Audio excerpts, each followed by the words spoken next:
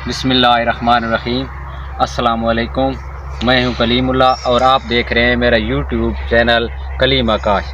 तो आज हम बात करने जा रहे हैं कि गंदम की फसल पर पोटाश का स्प्रे या पोटाश डालना कितना ज़रूरी है।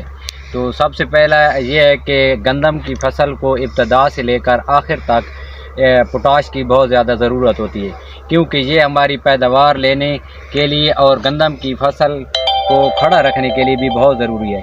अब महकमा ज़राअत वाले जो है ना, पहले मरले में इसको SOP को डालने की तजवीज़ देते हैं।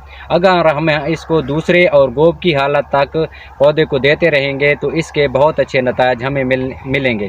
तो पहले मरले में देने से हमारे पौधे की जड़ें बहुत ज़्यादा मजबूत होंगी और ज़मीन से पौधा बहुत ज़्यादा खुराक जज़ब करेगा, और खुराक जज़ब करने के बाद उसको जो उसकी ट्रांसपोर्टेशन है वो बहुत ज़्यादा अच्छे तरीके से होगी। और दूसरे पानी के साथ देने से ये टिलर बनाने के लिए, यानी कि जब हमारा पौधा झाड़ बनाना शुरू कर देता है तो उस वक्त जो गंदम की कमज़ोर नालियाँ हैं ये उनको खड़ा रखने के लिए भी बहुत ज़रूरी है। तीसरा और एक अहम मरला है जो गंदम के गोब की हालत में होती है। तो गोब की हालत में सबसे पहले हमें खाद और पानी की ज़रूरत होती है। इसके बाद पोटाश बहुत ज़रूरी होता है। पोटाश की कमी की वजह से हमारी फसल के पत्तों के किनारे चांदी माइल हो जाते हैं और उन पत्तों की रगें जो है वो फूल जाती हैं। तो पोटाश बहुत ज़्यादा ज़रूरी है, क्योंकि अगर आपकी फसल बहुत ज़्यादा शानदार है और आप इसको खड़ा रखने के लिए भी पोटाश की बहुत ज़्यादा ज़रूरत होती है।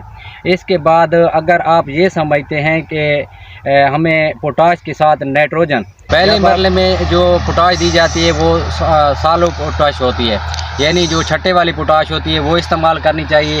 लेकिन अगर आपने एंड पे करनी है, क्योंकि हमारा ज़िम्मेदार जो है अगर वो DAP सही नहीं डाल सका है, यूरिया सही नहीं डाल सका है, तो वो कौन सा पोटाश जो है ना वो इस्तेमाल करेगा।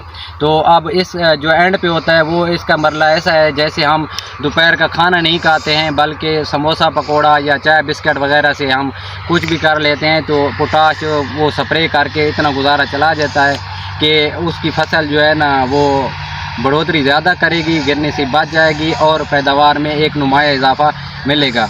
और जब गोब की हालत में हम पोटाश का स्प्रे करते हैं तो सिट्टे का साइज़ भी ज़्यादा बनता है और दाने पिचकते नहीं हैं, बल्कि उनका वज़न भी ज़्यादा हो जाता है।